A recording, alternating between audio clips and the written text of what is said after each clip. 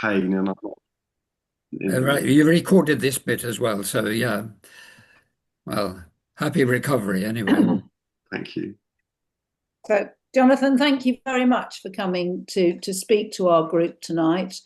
Just to introduce Jonathan for you, everybody, he is part of Gatwick Airport Conservation Campaign, which is a campaign that's actually been in existence since 1968. This is not a really recent one. This is something where people have been active about what's going on for the expansion of Gatwick for such a long time. Jonathan, I know himself, has been involved for many years. And he's very active now because, as we all know, the government have, or the planning inspector have permitted the development of the expansion of Gatwick. And there is going to be a judicial review, which starts on the 20th of January. So Jonathan's here to explain to us the role that GAC are taking in that judicial review, along with another campaign organisation called Community Against Gatwick Noise Emission. But Jonathan's is specifically dealing with the matters that are more that we are very concerned about, which is emissions and the impact on the climate. So, Jonathan, over to you to tell us what you're doing and what we can do to support you. Okay, well, thank you very much. I thought that what I should do is tell you a story of how I've got to this place, and then also a little bit of background as to what's led to the Gatwick decision being proposed and then rejected. I imagine that'll take about 20 minutes or something like that, and then time for questions. But it's up to you how long you want for this to go. So I've been vice chair of Gatwick Area Conservation Campaign for a couple of years now. I joined the campaign when it looked like the airport were looking to expand, because there's been a moratorium on additional runway at Gatwick up until about 2019. I'm a Green councillor in Redhill, which is just down the road. I joined the Greens on returning from work in Bangladesh, and very much was exposed to the reality of climate change there. I'll tell you a brief story, which is about a conversation I had with a rickshaw driver called Mohammed. So one evening I was getting a rickshaw back to where I was staying in 2004. There was a 10-year monsoon, so much of Dhaka where I was living. Your tablets here, Rog. Underwater. Can you hear me okay? Yeah. I think somebody's not muted. Chris, she's got it now. Good. No worries, I'll carry on. And I had a conversation with the rickshaw driver. It went something like this: what football team do you support? Manchester United, Newcastle United. Oh, they won 3-2 earlier. How do you know that? I asked the rickshaw driver. Oh, I watched it on Sky TV. Where do you live? He pointed to a shack on stilts in the middle of a flooded lake. And I said, well, what about electricity? He pointed to the cables hanging from the electric lines that ran to the Sheraton Hotel. And I said, well, that's strange. And he said that the kids throw coat hangers over the lines to bring down the power. But that didn't really explain the Sky TV connection. He said, well, my uncle just rewired us so we can watch county cricket, Premiership football and Baywatch. Well, he just said, just don't talk to my family about the Baywatch bit. So I said, well, this place is underwater. What's your view about climate change? And he said, well, that's a problem that I can't deal with here. It's down to people like you to solve those kind of problems for us.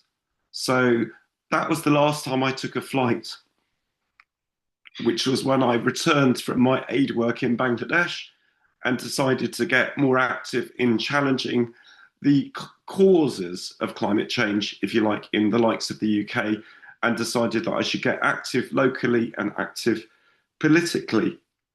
Now, airports, fast forward, I would do to the 5th of June 2018. On the 5th of June 2018, the government published their Airports National Policy Statement after David Cameron had an airports commission that was consulted on where to put the one new runway there should be somewhere in the UK. And there was a beauty contest, which ended up between Heathrow, Gatwick, and I don't know if any of you remember Boris's proposal for an island in the River Thames. Well, Boris's island was ridiculed. Unfortunately, he came back to bite us later. and it was down to between Heathrow and Gatwick and Heathrow 1. So the airport's national policy statement said, provide an extra runway at Heathrow, but at the same time, you can make better use of existing runways elsewhere, which we understood to mean minor expansions elsewhere. But Gatwick had a secret plan. Gatwick's plan was to turn their emergency runway into a second runway. Now, currently, you can only use an emergency runway, kind of does what it says on the tin, really, when the main runway is not being used. Whereas what they wanted to do was use both at the same time. The two are too close to each other to use both at the same time for landing, because one landing airplane could flip another one, turbulent, so it lands upside down. But it can be used to alternate takeoffs. So effectively what Gatwick wants to do is to have a dual runway operation, which gives them effectively like 1.5 runways worth of capacity by running the emergency runway slid 12 meters sideways, but that's a minor point, and the main runway at the same time.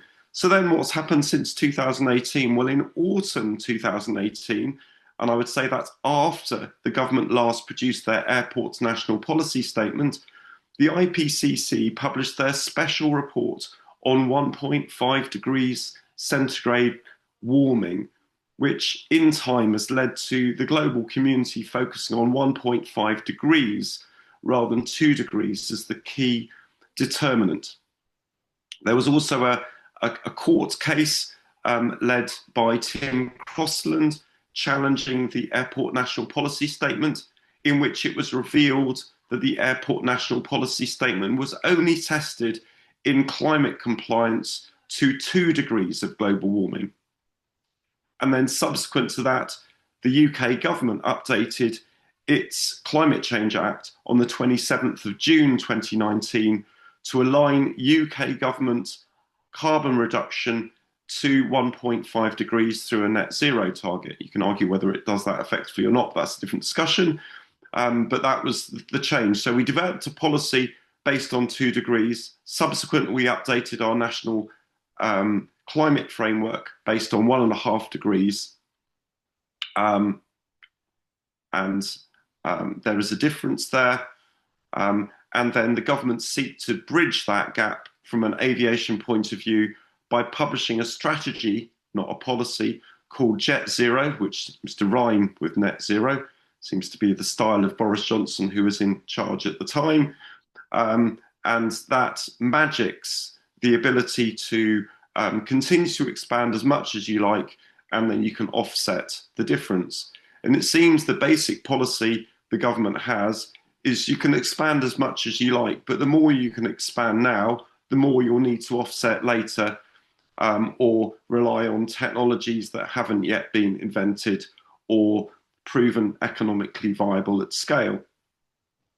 All the way through that process, the expectation was that Jet Zero would look at the carbon emissions associated with flying, and airports would only be needing to look at the carbon emissions associated with the airport buildings themselves, because surface transport in the UK would be covered by UK transport policy, and flying was global and was outside of the UK's climate change responsibility. But the UK subsequently then said that international aviation and shipping should be brought into the carbon budgeting process, at which point the government said, well, how much of that is within the UK's carbon budgets? Departing flights but not arriving flights. So that's what we'll consider when we consider airport expansion. Then just down the road from here, in Hawley, a fellow ex-councillor of mine, Sarah Finch, challenged an oil well decision, and that was returned at the Supreme Court in July last year, right in the middle of the 6-month planning examination for the second runway expansion at Gatwick Airport. And what that said is that climate change impacts should be considered regardless of where they occur geographically. So that means what we thought was that the carbon emissions of expanding an airport should account for all of the flights that didn't exist before the runway was expanded, i.e. both the incoming, arriving flights, as well as the outgoing, departing flights. And also the climate change impacts of contrails, which the government's own Jet Zero strategy say triple the impact of aviation, should also be considered. So what that does in simple terms is takes the aviation impacts of the aviation expansion plans at Gatwick, which are about 95% of the total, adds another 20% for the emissions that occur from taking the oil out of the ground wherever it occurs around the world and getting it to the bunker fuels, which are used to then fuel the aircraft. But then double that because you consider incoming and outgoing flights. So that increases it by a factor of 2.8. And then triple it because of the contrails. So you end up increasing it by a factor of 6, 7, or 8. Now, none of that's been considered by the government. So they've considered 1/6, 1/7 of the real climate impact. And they've only considered that for the difference between a mythical future baseline of what Gatwick said that they would expand anyway and the with project scenario, because Gatwick has an anomaly in that it's the only airport in the UK with no existing cap on the number of flights or passengers that can expand or depart. So they're basically saying we'll expand anyway by a little bit, actually by 1.5 times what's currently there, but we'll only consider the carbon impacts of the gap between that and what we'd get if we expand Gatwick today to be as big in the future as Heathrow is today. So what we would say is the carbon impact that this expansion would cause on a project basis, and also as a future airport scale of operation basis, is around 10 times what the airport claimed in their planning application. 10 times difference. So the plans were submitted for the expansion in August 23. They were approved by the government in the autumn of 23. We had a 6-month planning examination with 11 days of hearings, with sessions of people submitting their evidence. 4,000 people submitted to take part in that 6-month planning examination, which is the most ever for a national significant infrastructure project. The government inspectors wrote their report and submitted it 3 months later in October. We did a demo in October to highlight the fact that Eurostar will be a very better way of increasing London's international connectivity, seeing as it's only operating at currently around 40% of its effective capacity. So you could have an extra 2.5 times as many Eurostar passengers and Eurotunnel passengers that we have today. So you wouldn't need to expand the airport. So we did that to mark the government's inspectors' report being submitted at the end of October. And then the government produced their response in February this year with a minded to approve letter. Basically, the government wasn't sure whether to give permission to approve or not. It said that in its view, the climate impact was moderately adverse and the economic benefit was moderately beneficial. But they thought that the noise impact and the surface transport impact hadn't properly been dealt with, so there's additional consultations on that. That in itself was significant because up until this decision, every other airport has been judged only minor adverse on climate, not moderately adverse. So we'd had if it's for a mini victory there. And every other airport was considered to have great economic benefit rather than moderate economic benefit. So we got to the stage that the government's planning inspectors reckoned these two were equitable to each other, roughly at the same level. We still don't think that it's right that, in line with the government's climate guidance from IEMA, that they only consider something which expands carbon emissions outright at a time when we should be reducing them as only being moderately adverse. We think that's completely outside of the 1.5 degree climate pathway that we should be, Paris compliant pathway that we should be aligning ourselves to. But nevertheless, we got to the moderately either way. And then it was then going to be 6 months later, once the government have done their consultations, that the decision was going to be announced. So that was expected to happen on the 28th of October.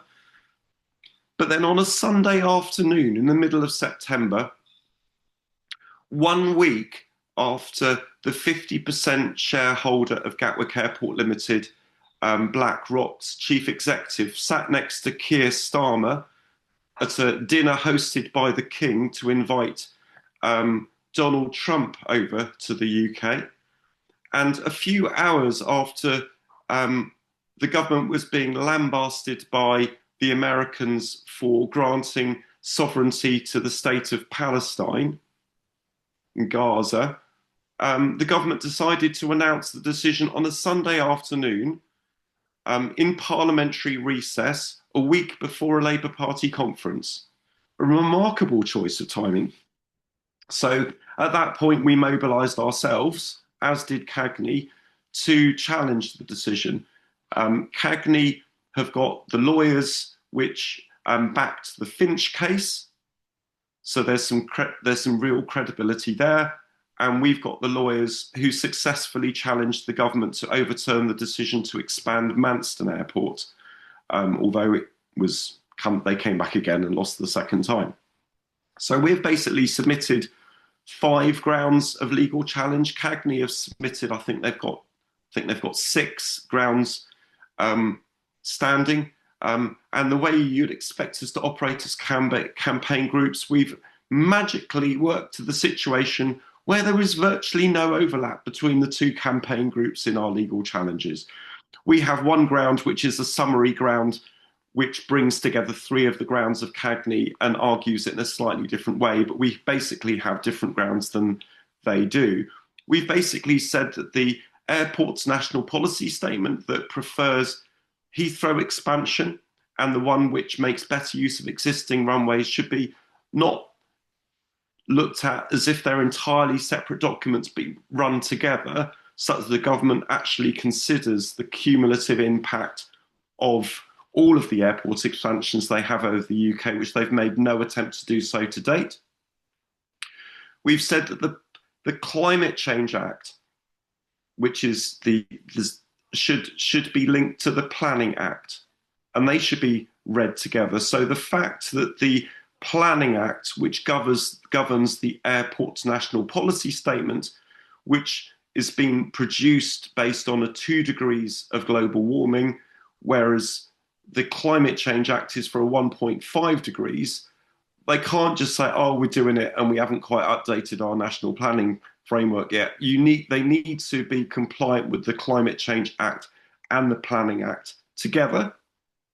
Our third grounds is that the way in which the environmental impact assessment assessed the significance of climate change was flawed.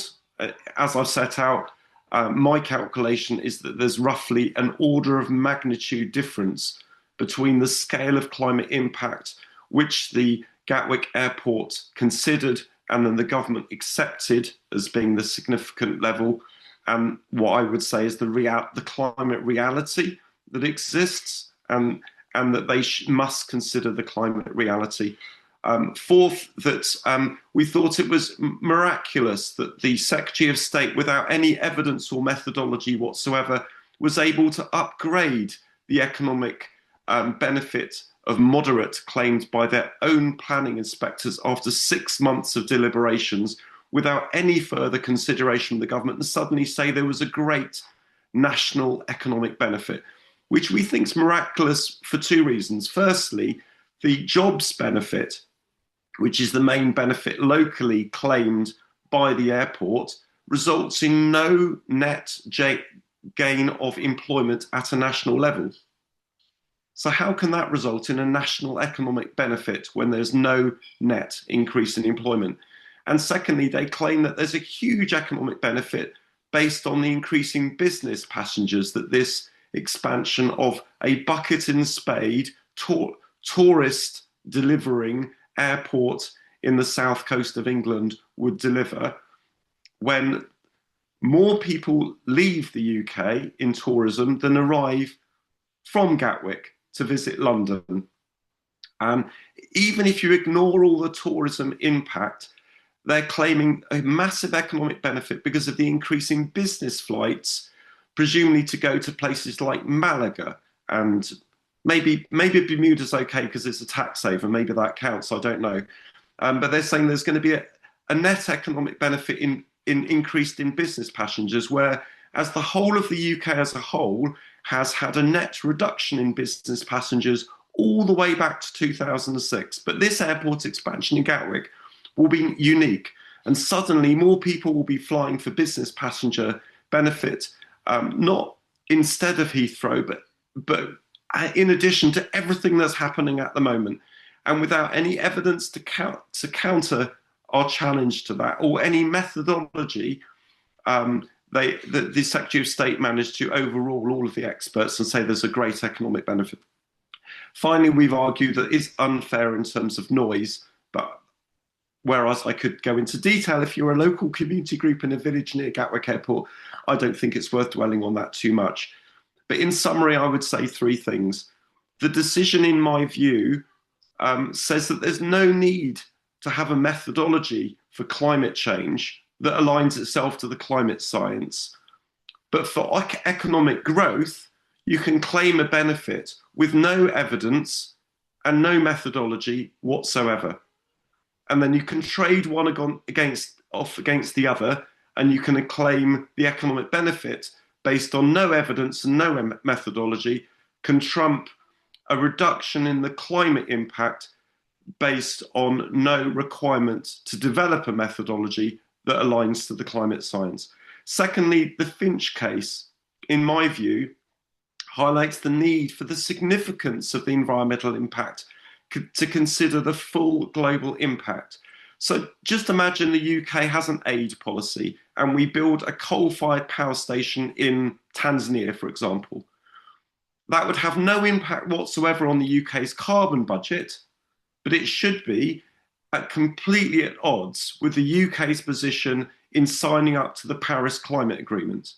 So in the same way, we shouldn't use the fact that UK has a carbon budget to negate and exclude all of the international climate impacts of an airport expansion. We should accept that all of it should apply to Paris, even if only some of it is judged to numerically have to consider within the carbon budget of the UK. And then thirdly, we think it's absolutely absurd that two government policies that together govern the airport's planning plans for the UK government, the Airport National Policy Statement and the Making Better Use of Existing Government's Policy, should not be read together, and therefore the government should not in some way look to limit the cumulative expansion of the airports and in some way then set that within the carbon budgets for the UK, which now include international aviation and shipping. So that's, if you like, the grounds of challenge. We go to court, the High Court, for 4 days from Tuesday, the 20th of January until Friday, the 23rd of January. I imagine there may be an appeal or a Supreme Court challenge in the offing if we can get away with it. We've included grounds in our legal challenge that allows us to potentially also challenge to the European Court of Human Rights, as we've got a human rights element lurking within our legal challenge. But again, that's another long shot. But our main challenge, if you like, at the moment is we've gone through all the different avenues. We've participated, as has many others, in the planning examination. We've challenged David Cameron with legal challenges right back to 2013 when the Airports Commission work was being done.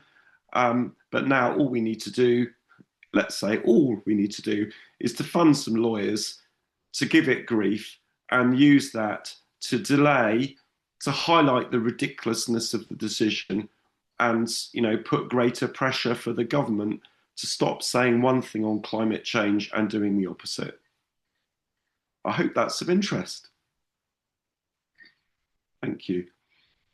Thank you very much, Jonathan. Gosh, there's so much to think about that, and we will have some questions now. Alan, could you switch off the recording, please? And then we can take some questions, some comments, some reflections. Sorry, I'm just having trouble finding it. Uh-huh. Oh, here we are.